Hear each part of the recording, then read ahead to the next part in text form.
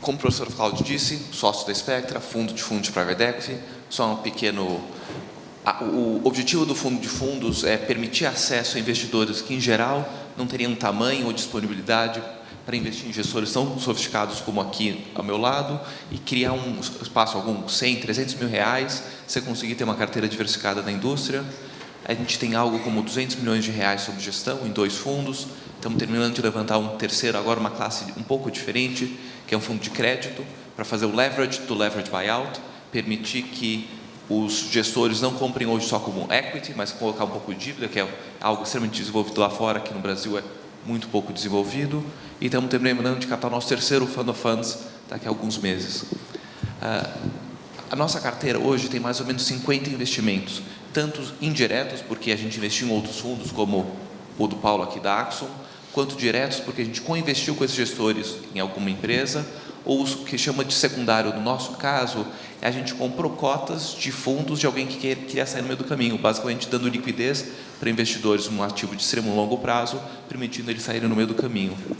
Com essas quase 50 empresas que a gente tem no portfólio, eu consigo já começar a ver como está indo a indústria, não como um todo, mas como um espectro um pouco maior. E mais que isso, não só os nossos 50, por a gente olhar cotas de fundos que estão sendo negociados no meio do caminho, eu consigo ver o portfólio da indústria. A gente analisou mais de 100 empresas que foram investidas nesse período entre 2011 e 2015, que é do 11, quando o Brasil ainda estava no high, e eu não vou falar que a gente está no bottom, porque acho que tem chão pela frente.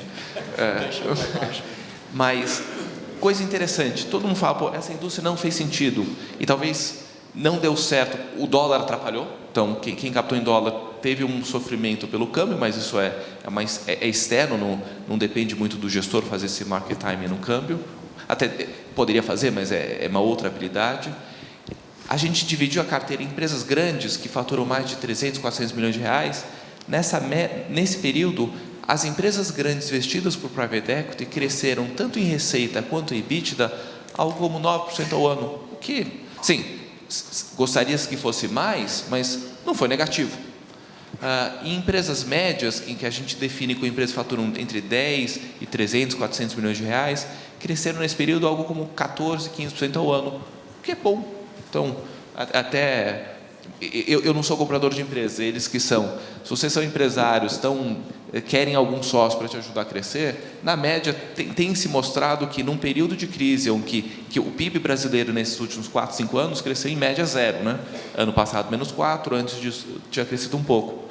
Em um período em que o PIB cresceu praticamente 0, empresas investidas por private equity cresceram. Outro ponto que a gente analisou também, o medo de risco de crédito, contração de crédito está acontecendo. A gente olhou o endividamento da nossa carteira, nas quase 50 empresas investidas. E na média, ou consolidado, o endividamento sobre EBITDA está em menos de 1 vez, o que é super saudável. Acho que todo mundo gostaria de ter mais dívida do que isso, ou não conseguiram, ou não faria sentido, e porque não fazia sentido a dívida, injetaram mais equity no negócio. O que significa, é uma visão nossa, então, de os gestores de private equity são parceiros no longo prazo para as suas empresas. A crise atual, você que é investidor, né, em fundos de private equity, a crise atual altera a exigência de retorno dos fundos de private equity.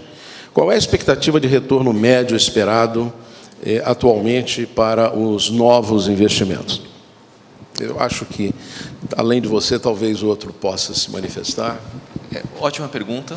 Eu acho que não necessariamente o investidor obriga você a ter um retorno maior, mas, obviamente, não é uma questão de oferta-demanda, tem menos oferta de capital e tem mais demanda por dinheiro, o dono do dinheiro tem mais poder do que o dono do ativo. Eu te falo 2 formas. Nossa carteira de mais ou menos 50 empresas foi, na média, comprada 6,3 vezes EBITDA ao longo do tempo. Claro que é muito difícil usar isso como média, porque tem setores de TI que tem um EBITDA mais alto e outros mais baixo, mas nos últimos 6 meses, que é desde quando a crise se intensificou, o preço médio de entrada tem sido abaixo de 4,5 vezes, o que é um indício de que a expectativa de retorno aumentou.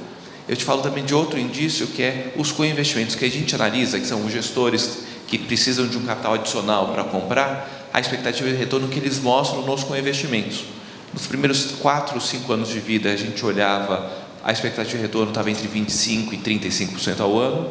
Nos últimos 6, 9 meses, está acima de 40%. O que é um indício de que os investidores estão buscando retornos mais altos.